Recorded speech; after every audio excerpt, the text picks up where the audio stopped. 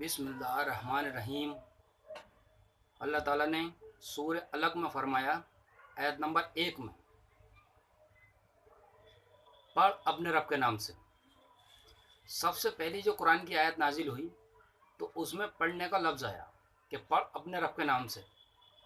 और आजकल ये देखा जाता है कि लोग पढ़ाई पे कम ध्यान देते हैं और इतना कम ध्यान देते हैं कि उनको यही नहीं मालूम कि कुरान क्या कहता है, हदीस क्या कहती है, और हदीस हमें क्या सिखाना चाहती है, कुरान हमें क्या सिखाना चाहता है, कुरान हमें क्या पैगाम देना चाहता है।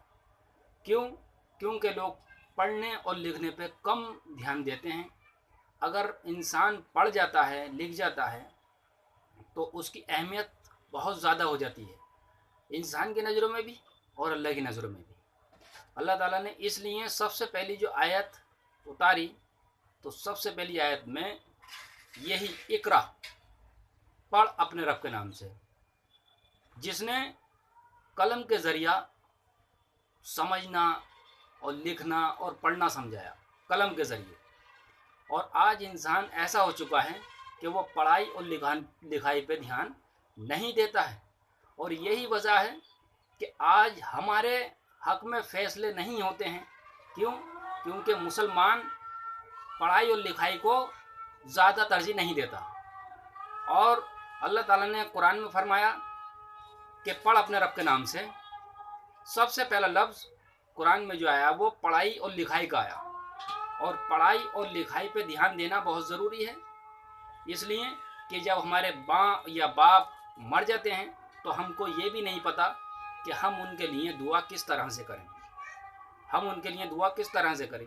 जब हमारे माँ और बाप कब्रों में पड़े होते हैं, जिसने हमें इस दुनिया में लाने का एक ज़रिया है, हमारे माँ और बाप, जब वो कब्रिस्तान में पड़े होते हैं, कब्र में दफन होते हैं, और हम कब्रिस्तान में को यूं ही निकल जाते हैं, और हम ये भी नहीं देखते कि इसमें हमारे बाप जिसने हमें दुनिया दिखाई, जो हमें दुनिया में लेकर आए, इनके ज़रिए से हम दुनिया में आए, वो ऐसे रह जाते हैं।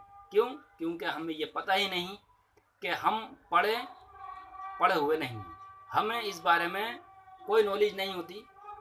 और अगर हम पढ़ जाते हैं तो इसके लिए हमारे लिए बहुत ही अच्छी बात होती है कि हम पढ़ गए, और दुनिया में भी इज़्ज़त मिलती है, आखिरत में भी इज़्ज़त मिलती है, अल्लाह की नज़रों में भी इज़्ज़त मिलती है, लोगों की नज़रों में भी इसकी इज़्ज़त मिलती है।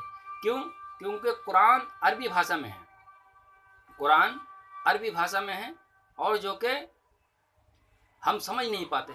अगर हम उसको पढ़ते हैं अरबी में, हम उसको नहीं समझ पाते, इसलिए कि हमें उसका तर्जुमा पढ़ना बहुत ज़रूरी है। तर्जुमा पढ़ें, तर्जुमा सीखें, अच्छे अच्छे लोगों में बैठें, अच्छी अच्छी बातें सीखें। अगर सीख जाएं तो लोगों को सिखाएं, लोगों को बताएं, ये आप पर फ़र्ज़ होता है और हमारे ऊपर भी फ़र्ज़ है। अल्लाह ताला ने फिर दूसरी जगह भी फरमाया कि जो लोग हमारी आयतों से मुंह मोड़ते हैं तो उनके लिए दर्दनाक अज़ाब है। जो लोग हमारी आयतों से मुंह मोड़ते हैं उनके लिए दर्दनाक अज़ाब है। मुंह कौन मोड़ते हैं? जो कुरान को समझते नहीं। अगर वो कुरान को समझते तो वो मुंह नहीं मोड़ते इससे। क्योंकि कुरान में इस तरह के लफ्ज़ हैं जो कि लोग ये सोचता है कि कुरान में होंगे ही नहीं, कुरान में होंगे ही नहीं। जैसे कि एक लफ्ज़ कुरान में है, अल्लाह ताला ने फरमाया कि जो लोग अपने बाप दादाओं की पैरवी करते हैं, अपने बाप दादाओं की पैरवी करते हैं, चाहे उनके बाप दादा कुछ जानने वाले हों या नहीं हों, फिर भी उनकी पैरवी करते हैं। तो इसी तरह से कुछ लोगों को अगर ये हम बताएं कि तुम अपने बाप दादाओं की पैरवी कर रहे हो, जो कि वो कुछ जानने वाले भी नहीं थे, वो ये कहते हैं कि हम तो अपने बाप दादा की पैरवी करेंगे, तो अल्लाह ताला ने कुरान में फरमाया कि जो अपने बाप दादा की पैरवी करता है तो वो जहन्नुम में जाएगा। शर्त यह है कि उसके बाप दादा कुछ जानने वाले नहीं हों। अगर उसके बाप दादा जानने वाले हैं और वो उनकी पैरवी नहीं करते हैं तो वो बहुत बड़ी गलतफहमी में है। क्योंकि जो आदमी पढ़ा लिखा होता है, तहकीक करने वाला होता है, उसके लिए बहुत बड़ी फजीलतें हैं दुनिया में भी और आखिरत में भी। अल्लाह ताला इन बातों को हमें समझने की तौफीक अता फरमाए। आमीन व आखिर दवाना वल्हम्दुलिल्लाहि रब्बिल आलमीन।